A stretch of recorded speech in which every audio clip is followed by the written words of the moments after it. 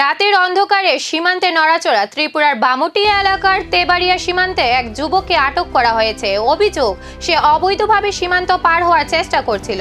স্থানীয়রা তাকে ধরে ফেলে এবং তার কাছ থেকে প্রায় 10,000 বাংলাদেশি টাকা পাওয়া যায়। এয়ারপোর্ট থানার তেবাড়িয়া বিওপি এলাকার কাছে এক যুবককে সন্দেহজনকভাবে ঘুরতে দেখা যায়।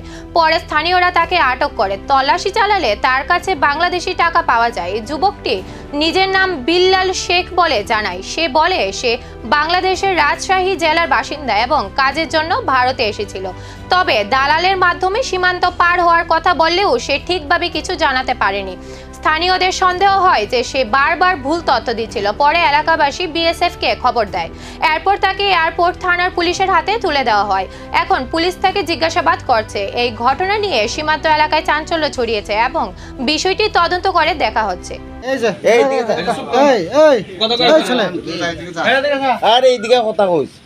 বাড়ি কই তোমার? চাপায়। কোনখানে চাপায়? চাপাই 30 টাকা ভাড়া লাগে।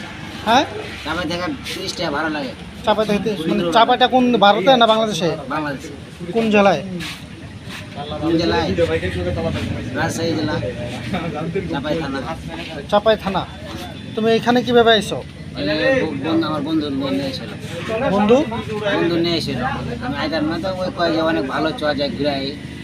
এই আমাকে নিয়ে এসেছিল। যাই হোক, এই আমার 10 দিন থাকছে। এই গেছে বাড়িতে হয়ে গেছে। আমি তো বাড়িতে আমার সমস্যাটা আমি নিয়ে নেই। ধরেন 1 মাস কাজ করছি। 1 মাসের কাজ করে যে পাইছি, যে বাড়ি যেতে চাইছিলাম কালকে গিয়েছিলাম বর্ডারে।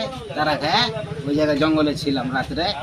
সকালে এখান থেকে আইসি, উনি বাইরে কইতেছি যে ভাই আমি চিনি না, ময়লা ফেলা কই। এ ভাই কই বাড়ি কই? আমি বাংলাদেশ। বন্ধুরা কই? এরা নাই তো কেউ। বন্ধুদের 10 দিন আগে গেছে গা।